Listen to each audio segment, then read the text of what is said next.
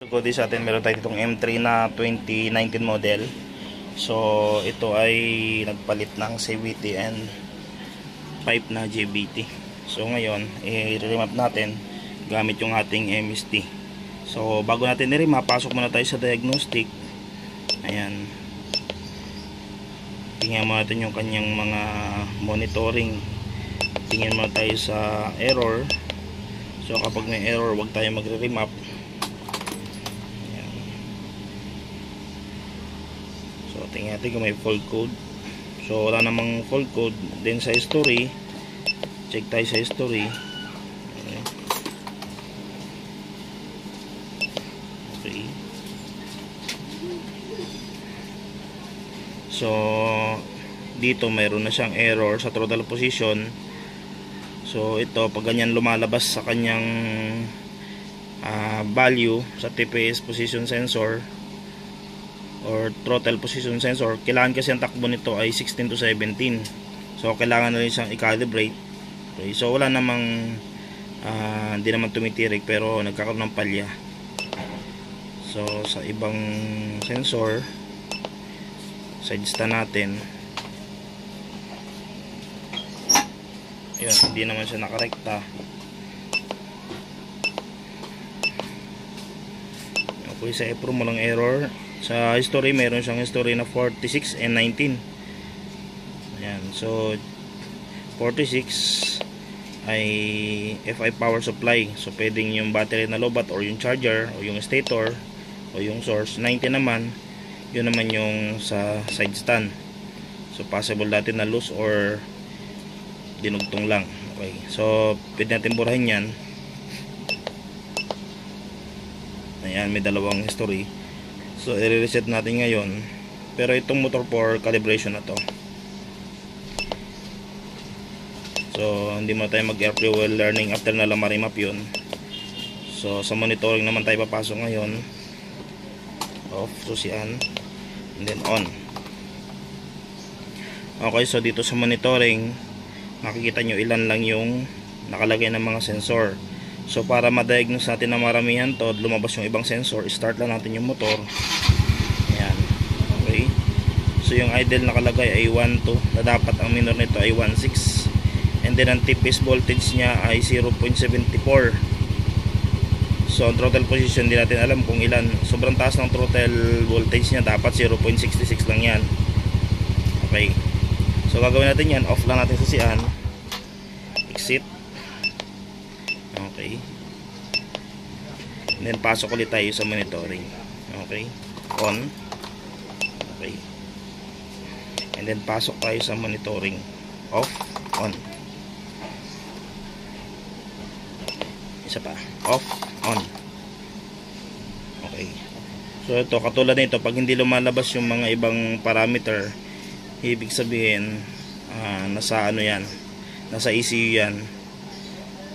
So minsan lumalabas yung mga sensor na marami yan, gagawin nyo lang, start nyo lang din, ulit-ulitin nyo lang. Pero pag hindi umulit, hindi lumabas yung mga parameter, yun talagang problema natin sa M3. Minsan kasi talaga ang hirap palabasin ng parameter. So ulitin lang natin, off. So yan, exit tayo. Okay, exit natin, and then ulitin lang natin ulit.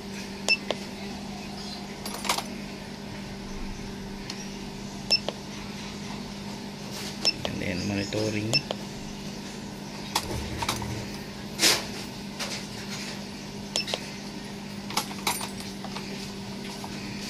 Ayan, ay talaga lumabas. So makikita natin yung calibration ay may problema. Okay, so gagawin natin, check up na lang tayo muna ng RPM. So sa RPM naman, ayan, kinlik ko lang siya. So para makapasok doon, nakikita nyo yellow na yan, ayan, lumalakad. So pasok tayo sa RPM and then iset natin to. Ayan, i-click natin yung arrow ito. Set natin sa 10,500 RPM. Ayan yung range niya na mariread niya, kasi nakalagay doon kanina 50 lang. Okay, so ngayon meron ka ng 10,500 RPM. Para start natin, itetest natin ngayon yung kanyang max RPM kung ilan yung aabutin. Ayan. Okay. So rev natin.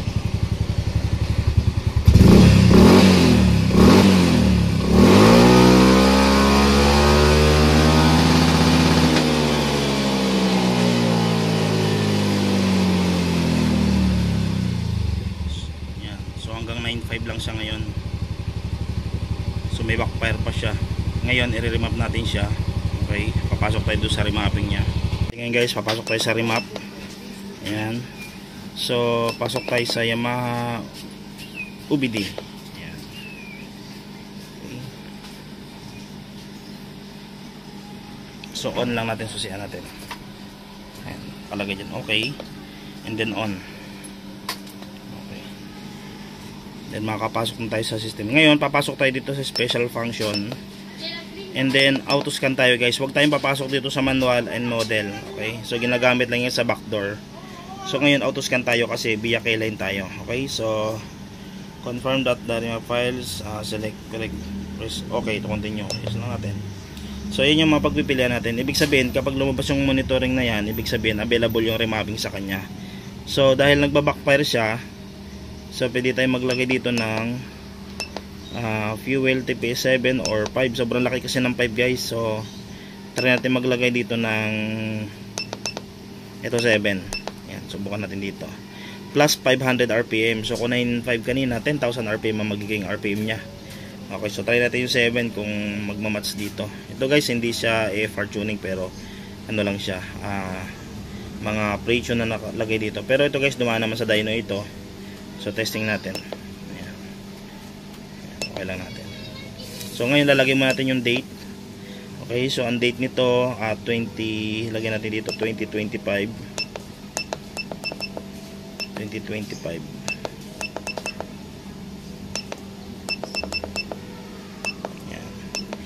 And then lagyan natin ng dash. So March tayo ngayon ay 04.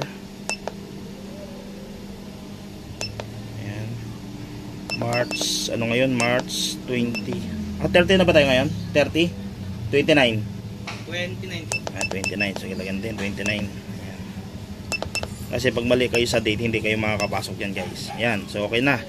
And then okay lang natin para makapasok. Ako yung isang mekaniko, pinagmamalaki ko to.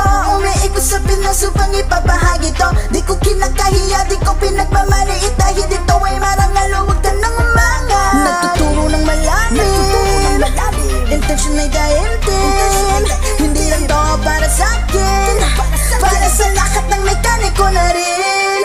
Ako ay isang mekaniko, sumasabak sa mundo ng mga motorsiklo.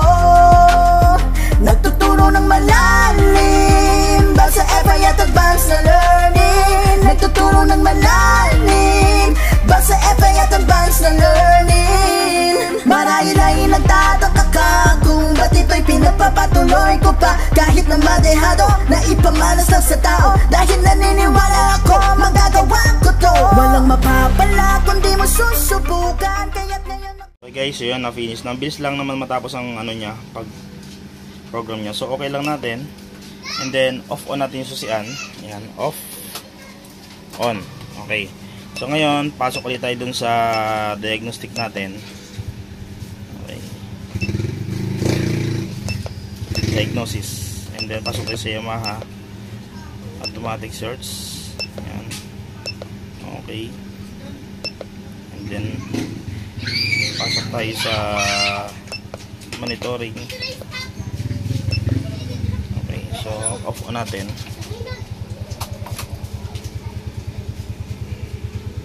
Okay, off on.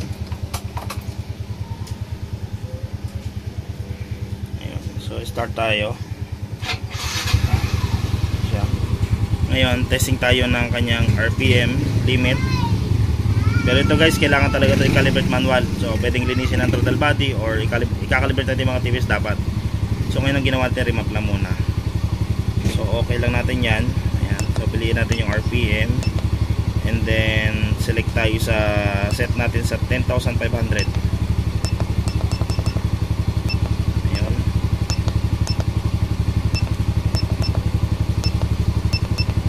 Okay. So testing. Tingnan natin kung ilan na yung RPM na magiging max niya.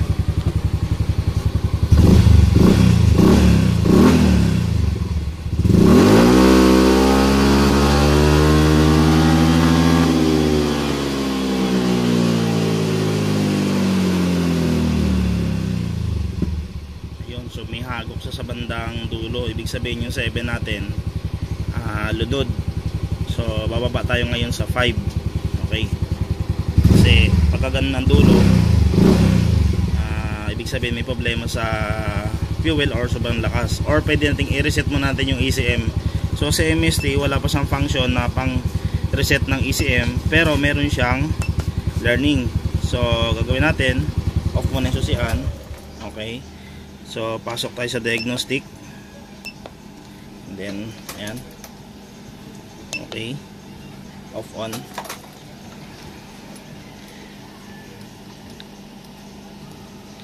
Pasok tayo ngayon doon sa learning. Sisiro natin yan. Ayan. Okay. So after natin masiro, pasok tayo sa monitoring. Tingnan natin yung kanyang RPM uli.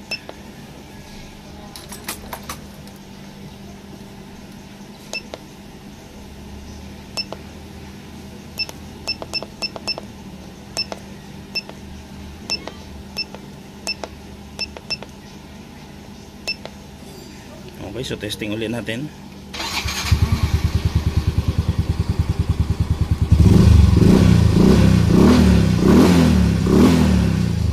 Yun, mas gumanda yung response ngayon after ma-learning. Hindi natin yung max RPM. Nakahagok pa rin ba?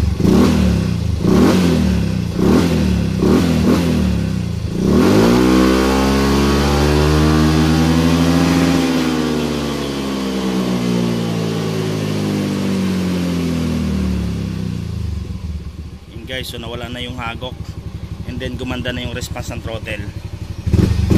Ayan. So tatandaan nyo guys, after natin mapping, mag-air fuel learning tayo or air AFR reset tayo para mag-learning ulit sa doon. So okay na to guys. So pasok sa kanya yung 7 na pinasok natin kasi sa laki ng pipe na nakalagay JVT. Ayan siya, laki ng tubo, kaya 7 ang possible na nagmamat sa kanya. Okay.